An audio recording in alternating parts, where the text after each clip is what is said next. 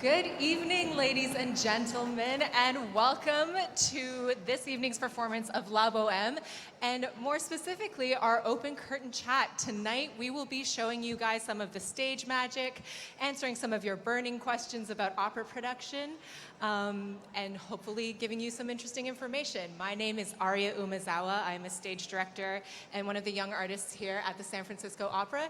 And with me today, we have Mark Thomas, who's a member of our production team. Good evening, everybody. Excellent. Thank you. A quick shout out to the people who are joining us on Facebook Live and Periscope. Hello, everybody. Hi, Mom.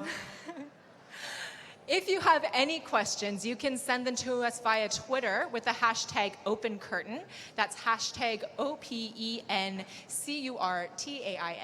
and we'll try and answer as many as we can in the next 10 minutes. And we will warn you that hashtag spoiler alert might take place. So if you don't want anything ruined, step outside. Grab a beverage, join us afterwards. How old is this opera if you don't know how it ends yet? It's about 100 years old. The boat sinks. So I don't know how much we can actually spoil for you this evening. Awesome. So Mark, let's talk numbers, because I think that's always a really interesting place to start. In Act 2, which we just saw, there were about 99 people in costume on stage. Is that correct? Yeah. This is one of our biggest choruses this summer, and so there's over 1,000 costume pieces that our wardrobe department has to clean, organize, get people in and out of throughout the show.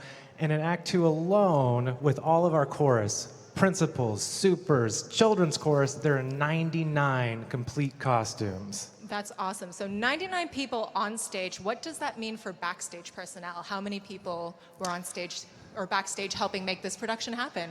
So backstage right now, you can see a few of my friends here backstage moving wagons on and off. They're gonna start redressing the set.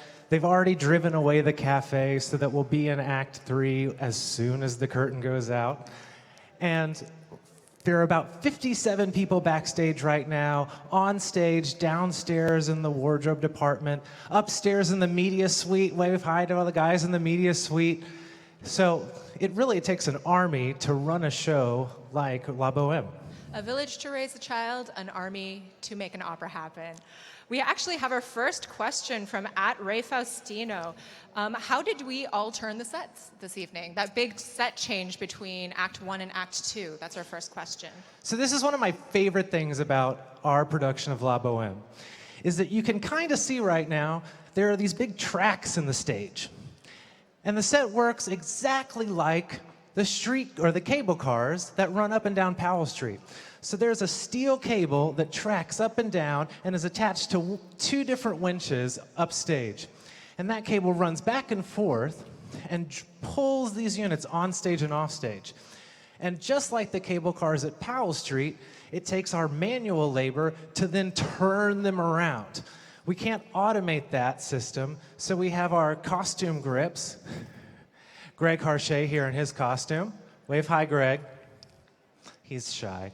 But our costume grips actually will come out on stage and manually push them around while they're also being tracked back and forth. That's really cool. Awesome. Next question comes from @Francis Crossman. How does the stove work? Does it really get hot? What kind of smoke is coming out?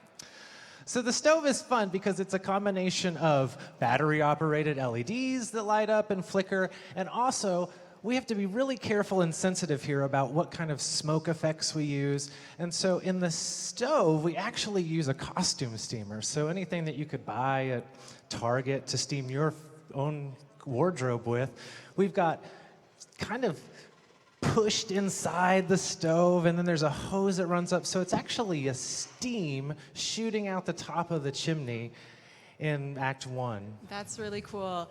Great question, Francis. You know, I know Mark comes from a rock background, so he's not really a stranger to smoke on stage, but it's really interesting because we can't have actual smoke on stage because that would compromise the singers. So we have to get really creative with our stage magic. Is in that shows right? like The Ring and Dream of the Red Chamber, we actually use liquid nitrogen instead of a traditional theatrical smoke effect. Because liquid nitrogen, if you heat it up real hot in a boiler, it'll rise like smoke rising from the ashes.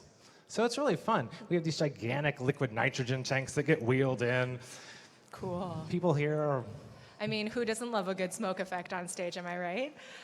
Okay, we have our next question from @MissMissyMa'am.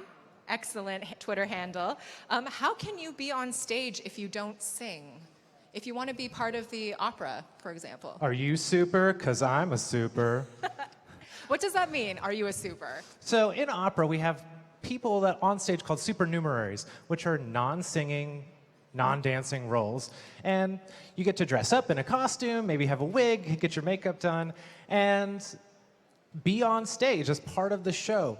We're always looking for supers, and you can email supers@sfopera.com to give them your information and tell them that you're interested in being a super. They're always looking for people to help us out. Some shows have supers in the 50 to 60 range, so we need awesome. bodies. Yeah, if you want to live out your dream of being on one of the world's greatest stages, that's a really awesome opportunity. Great question, Miss Missy Ma'am. All right, I actually have a question because it's intermission, and intermission for me usually means snacks. And I noticed in Act 2, as in every Bohème, that there is a lot of food on stage. So tell me a bit about the food and how we choose it, and is it real, and how much of it can they eat? Well, Bohème is filled with both practical and impractical food. A few grapes that you might not want to try to eat, a few pieces of sausage that might taste a bit like styrofoam. But there are also, on the plates in the cafe, lots of food for our artists to eat.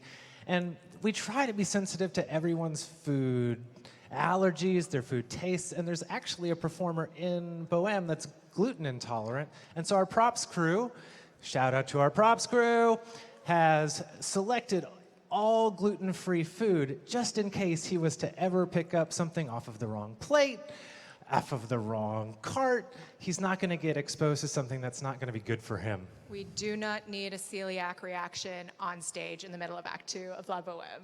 It could be interesting. It could be, I mean, it would heighten the drama, but I think we'd all sort of want to avoid that. Awesome. We have a new question in from Ride L Train, @Ride L Train. How many paintings are on stage, and are they inspired by any particular artist or theme? That's a great question. And number of paintings is kind of a difficult question to answer because they all sort of interconnect. But flying alone, there are over 31 different line sets required to fly in and out all of the paintings. And then we just saw them fly in the 3 paintings from Act 1, and they actually have to get flipped around because they're double-sided paintings. So in Act 1, they're winter. In Act 2, they're summer. So it's a kind of difficult question that I don't have a great answer to, but it's a few. It's a few artists. Actually, the switch from winter to summer is an interesting one. This is a spoiler alert, people, but there is a snow machine in Act 3. So can you tell us a little bit about that and the problem and specific challenge of placing that snow machine? So we do. Way far upstage, everyone can see hanging up. There's a backdrop, so we can see all the way through the patch. And well, that backdrop's going to land right before we start Act 3. And just downstage of it, inches away from that drop, is a snow bag. And the bag works by attaching it to 2 pipes, and the pipes run back and forth, and there are little holes in the bag. So as the bag rocks, snow drifts down. But the thing is, in this act, Rodolfo's apartment is on the other side of it. So if the snow comes down too far towards the end of the stage, when we spin back into Act 4, it's covered in snow, but it's summer. So I'm Canadian, and this production actually was in Toronto, where I'm from, in 2014. In 2014, and I hear they had an issue with the snow machine when they did it there. Well, again, they had the issue of it was just a little bit too far downstage, so every time they would spin into Act 4, there would be snow all over the set. I mean, but the good thing about being in Canada is that we're not unfamiliar with the idea of snow in the middle of May, so I'm sure that it went unnoticed by the majority of people there. Well, we've never had snow that I can think of in California since I've been here, so... So more important to get that piece of stage if it magic was to right. snow here, it would probably snow in summer, though. Probably global warming. Okay, cool. So one last question from D3 Provenzano. I'm sorry if I'm mispronouncing that. Were those live flames on the candles in Act 1? They looked very real. Now, they are live flames on stage for Act 1. Would you light my candle? And the thing that's interesting about having live flame on stage here at the opera is that Mimi and Rodolfo both, their costumes had to be dipped in a flame retardant solution. And that's for the actors' safety, for everyone on stage's safety. But anytime we wash those clothes, which is every time they're worn, the costumes have to be re-dipped in that flame retardant solution. So it's quite a process for both our props crew on stage to get all of the permitting allowed by the city, as well as our costume crew to make sure everybody's safe on stage. Totally. Actually, so I said one last question, but this one I think is a very good one. This is from @KyleMiner. Why did we have the big group curtain call at the end of the first half? So we have the big curtain call at the end of the first half because there's no more chorus in the show. So it's traditional in, say, Aida, Bohème, to do a tableau bow at the end of Act 1 so that the chorus isn't just sitting around backstage for the next couple of hours. Luckily, this show's not that long, but so they don't have to sit around in costume waiting to come back out and bow at the end of the show. You can imagine with their huge costumes, the makeups, the wigs, the tucking, the primping, it's probably not very comfortable to sit backstage for so long. Now, before we go, I want to thank the best crew in the entire world. I work with these guys every day. They are here at 8 a.m. They're going to be here till 11 o'clock tonight. They'll be back here at 7 a.m. tomorrow because it's Sunday and we have a matinee. They never sleep. They're here all the time. IATSE Local 16 is what represents most of the guys down up here.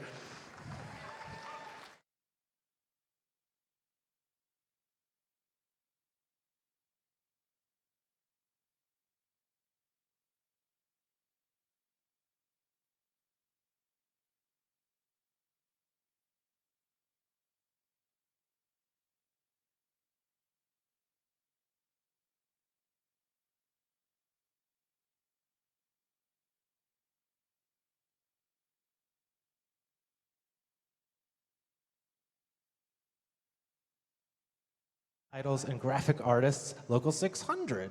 So it's quite a production here, and we have to orchestrate between all the unions. But there's one little surprise that we're going to save for the end. And there's one prop that goes through all three shows. And it was, when I was kind of doing some research on open curtains, there's one prop that appears in all three of our summer shows. What do you think that prop is? I know, but I'm going to pretend like I don't. Ooh, the suspense. The suspense.